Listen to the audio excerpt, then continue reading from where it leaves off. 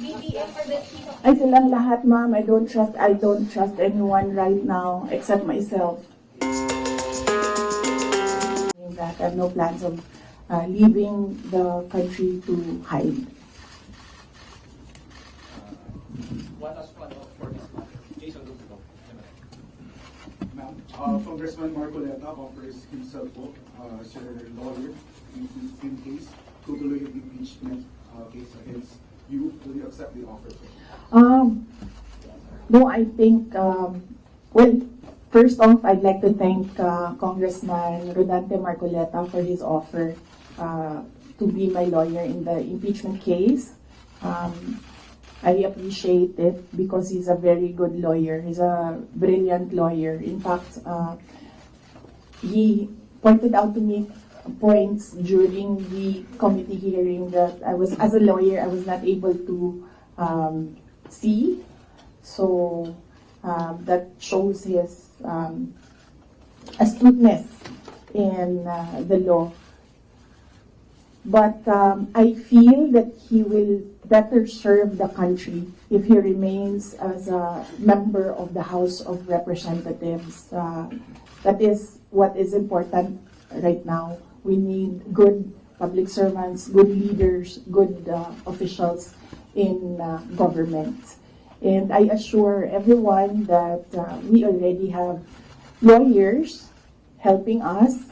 In fact, the moment that Franz Castro announced last year that they are planning to file an impeachment, we already talked to lawyers who will handle the impeachment case at the time. But now, cases pala, 3. So we just need more lawyers. And we already discussed this with the first team that we hired as lawyers. Another follow-up. Please proceed.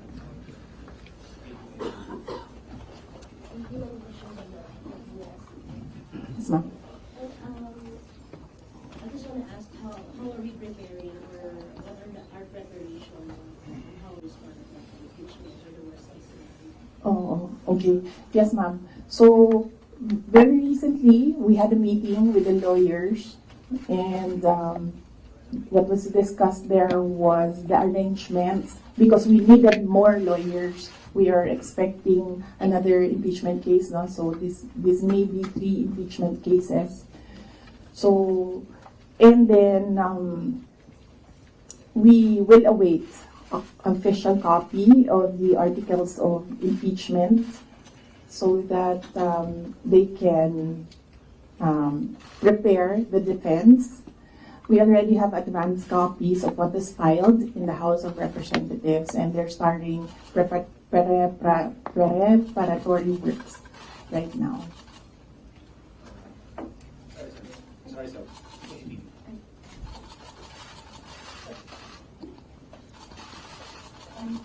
Most of your allies have changed positions or changed their sides.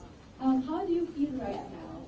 And if, for example, the impeachment comes through, are you confident with the numbers both in Congress and the Senate? No, we're not confident with numbers, ma'am, because impeachment is a legal process and a political activity. So we are confident with the legal aspect of the impeachment because all the lawyers that I asked to review the initial draft of the impeachment complaint really said that this is not, well, I would say it's not an impeachable offense, and this is not an actionable offense, things like that, lawyer talk. But with regard to politics, that is a different matter altogether. So we do not know what will happen with that.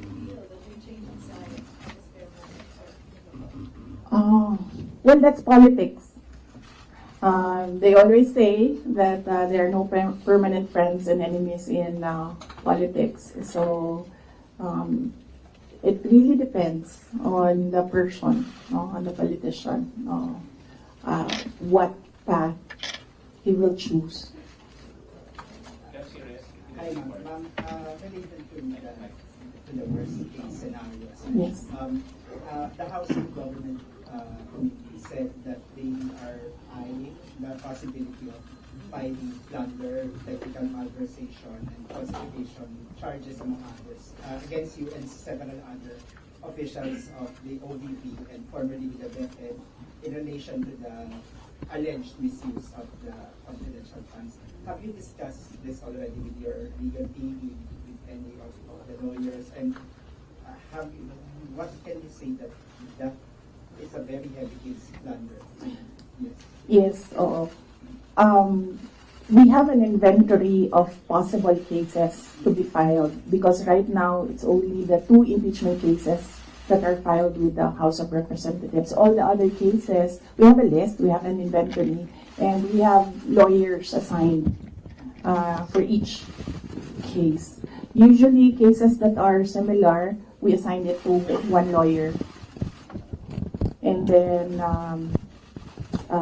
other cases, we assigned it to other lawyers so that we ensure that all the cases have lawyers focused on each case.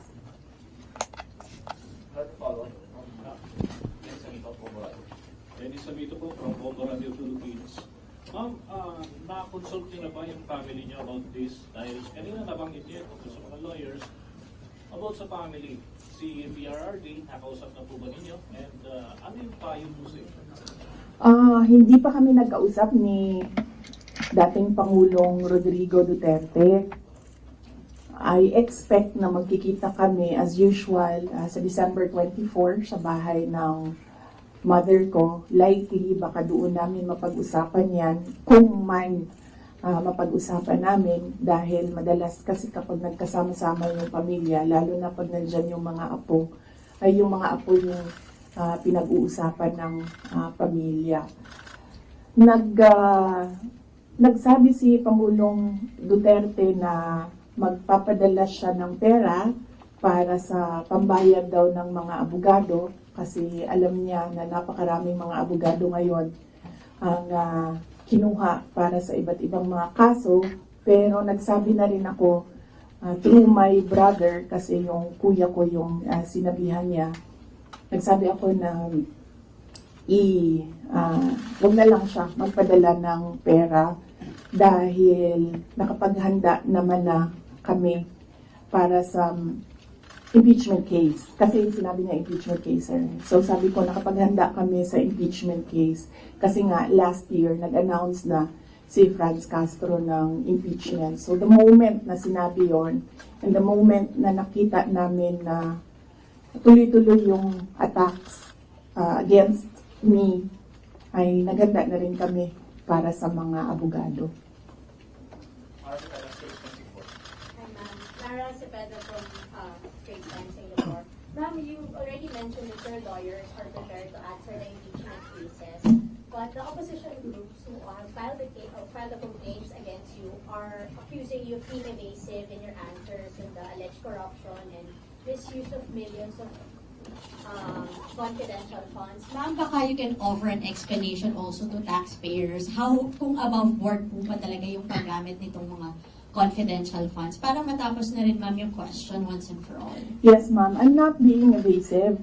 If you are referring to the budget hearing and the hearings in the House of Representatives, I'm not being evasive. I am not answering the questions because they have no authority to ask confidential questions.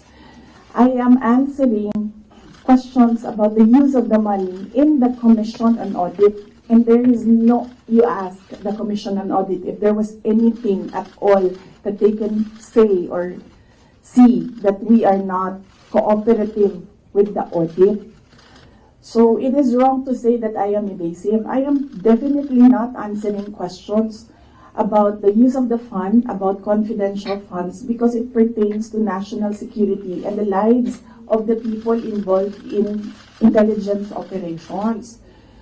And yes, as I said, we have fully cooperated with the audit process of the Commission on Audit, who has the sole jurisdiction to ask questions about the use of confidential funds. In fact, 2/4 of the Department of Education are already cleared by the Commission on Audit, but it is still being questioned inside the committee in the House of Representatives. So that is the reason why I am not answering questions from the House of Representatives. Plus the fact that, as I said, it is an attack. It is a political attack. If you are in aid of legislation and you want to legislate about confidential funds, you do not target one office and terrorize and torment the employees of that office. What you do is you do a sampling, a random sampling of the offices who have confidential funds. Why not call the office of the president, who has billions and billions of confidential funds, if you want to legislate about confidential funds? So that shows that they're singling out the office of the vice president. And I really feel that it's very disrespectful to the office of the vice president. That is also why when they ask that I respect their process, respect begets respect. So if they want respect, they should first respect the office of the vice president. That is what I was saying, that they don't like me, they don't like my person, they don't like Sara, but they have to respect the office of the vice president.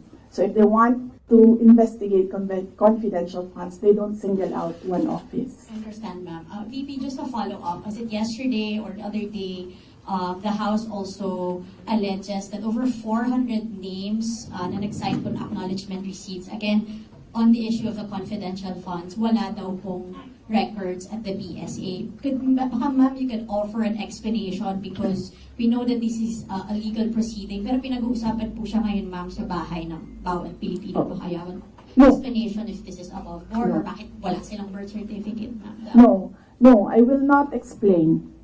I will not give an explanation because it will entail that I explain intelligence operations which will compromise offices who do intelligence operations. It will really compromise how they work.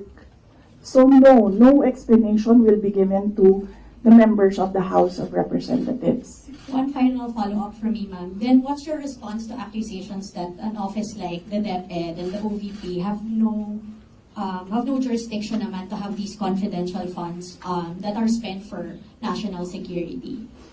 Well, the confidential funds was the first transfer of confidential funds was from the office, from the contingent funds to the office of the vice president, and this was approved by the office of the president. The next year confidential funds was 2023. We submitted it to the Department of Budget and Management. It was approved by the Department of Budget and Management, and therefore it implies that it was approved by the Office of the President because it was included in the National Expenditure Program, the NEP. So, and then it was approved by Congress as well. The only reason why we did not use the confidential funds in the fourth quarter for both offices because I was already flagged by a friend inside the House of Representatives that they will attack you using confidential funds. So yes, it was duly approved by the Office of the President and both houses of Congress as well, as because it was included in the General Appropriations Act. So it was not, we presented it, we defended it, they approved it. We used it, and then the question on utilization is under the Commission on Audit. That is how the system works. They cannot use or they cannot twist the system according to their personal interests. Really, all these circumstances and events happening surrounding the office of the Vice President is a race to the presidential election in 2028. Unfortunately, they are attacking the office as well. So, dyan ako medyo, and the personnel of the office of the Vice President. So, dyan ako medyo pumapalag. Wala namang problema kung atakihin ninyo ako kasi politiko naman talaga ako. Pero may problema ako pag inatake yung opisina at yung mga kasamahan ko dito sa opisina ng pangalawang Pangulo na nagtatrabaho lang. Next question, Al Jazeera. Yeah, good afternoon, Madam. Good afternoon, Madam Vice President. I'm just going to pick up on Mara's line of questioning. You said, and I understand your explanation about these confidential funds having been approved by several layers in the government. But maybe just to go back to the basics, if you can explain to ordinary Filipinos why the Office of the Vice President needs confidential and intelligence funds. Okay. Yes. For the Office of the Vice President, it's not the first time that the office was granted confidential funds. During the time of Vice President Binay, the office was already given confidential funds. The confidential funds we use in relation to our work and national security. All the projects and the programs of the Office of the Vice President target poverty alleviation. There is a direct correlation between poverty and national security.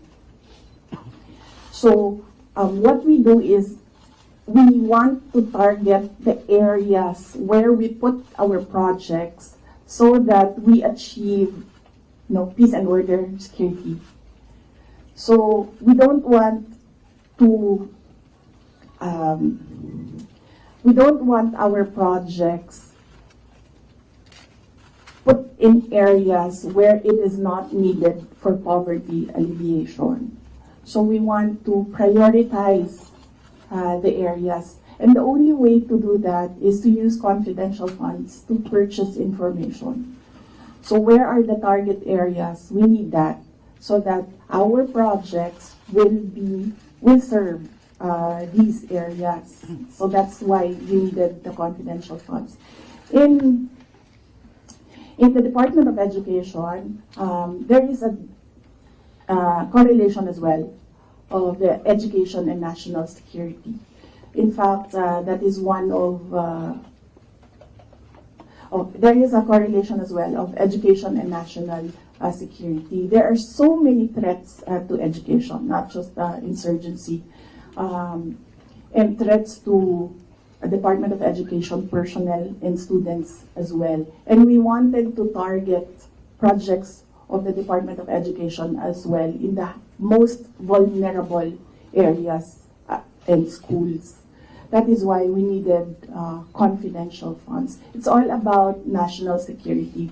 And the position of the Office of the Vice President and the Department of Education is that the national security is a holistic concept. It's not just one, like territorial defense, sovereignty. No, national security is about food security. It's about quality of education. It's about poverty alleviation and everything else that we need to do as a country to get us out of this poverty rut.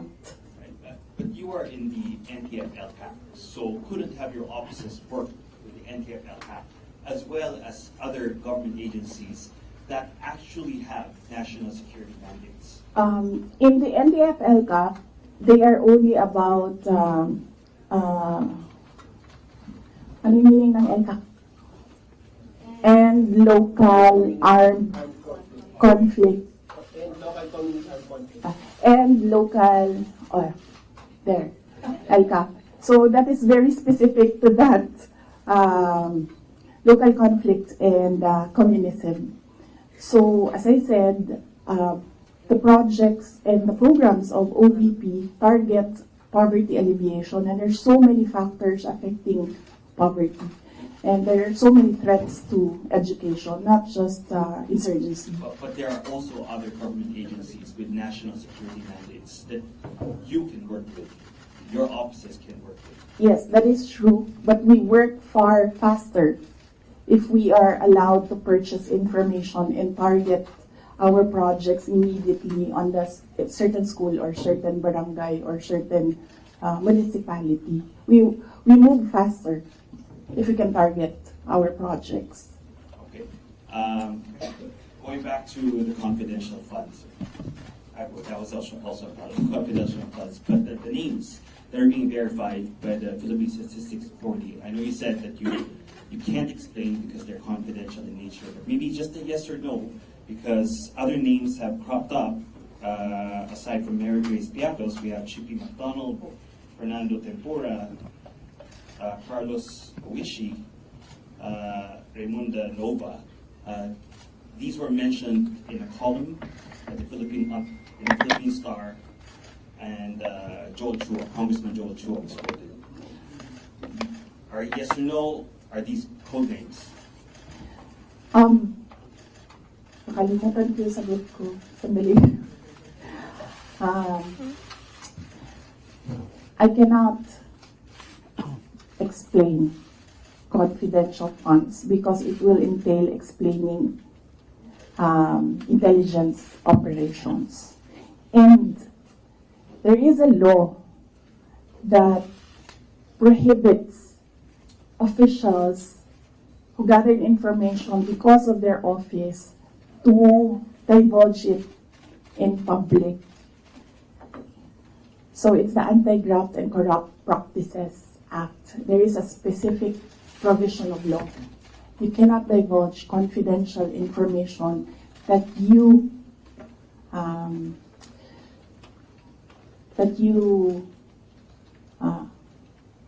received while in office. So you won't even say these are No, that's just because code names. that will add to cases that may be filed against me. One last, sorry. Yes.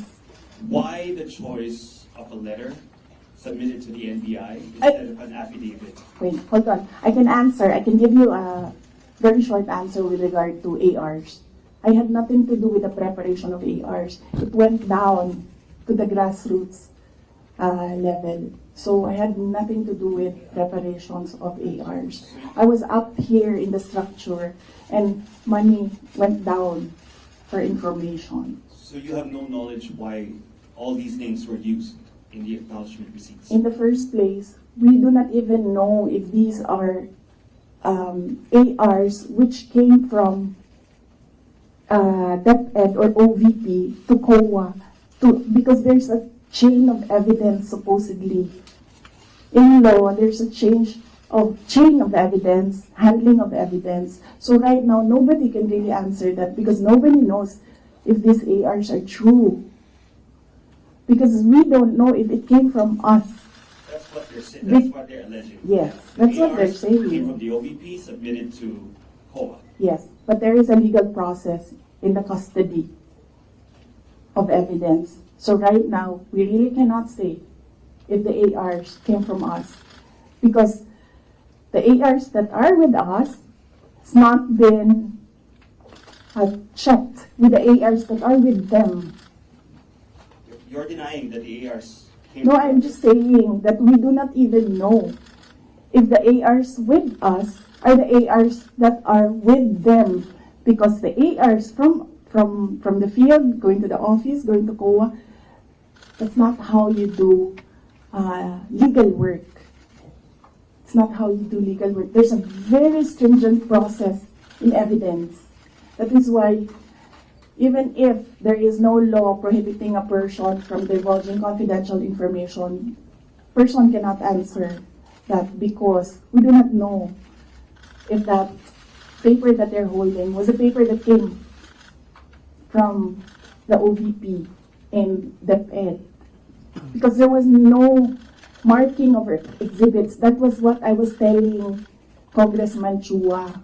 You cannot ask the OVP personnel to say yes or no to an exhibit that was not marked as real and true, as correct, and as a faithful reproduction of the evidence of the office. So would your offices then be willing to certify it?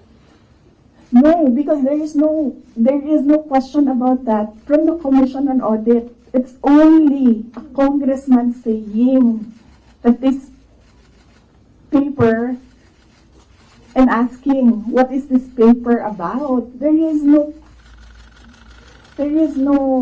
case, and that is to ask that about the paper is the sole jurisdiction of the Commission on Audit. Okay. So then if the Commission on Audit asks, That is what I was saying. We have been fully cooperative with the Commission on Audit. Everything that they asked for, we submitted. That is why there was a partial disallowance only. And even then, we are not yet finished with the process because we can still submit documents that are required by the Commission on Audit. That is the problem right now. As I said, they are doing work that they are not that is not under the mandate of the House of Representatives. They cannot audit. They cannot question at all. They cannot make me answer and say that we represent the taxpayers and you have to answer. No, I will only answer to the Commission on Audit because that is the body who can ask us questions about the fund use.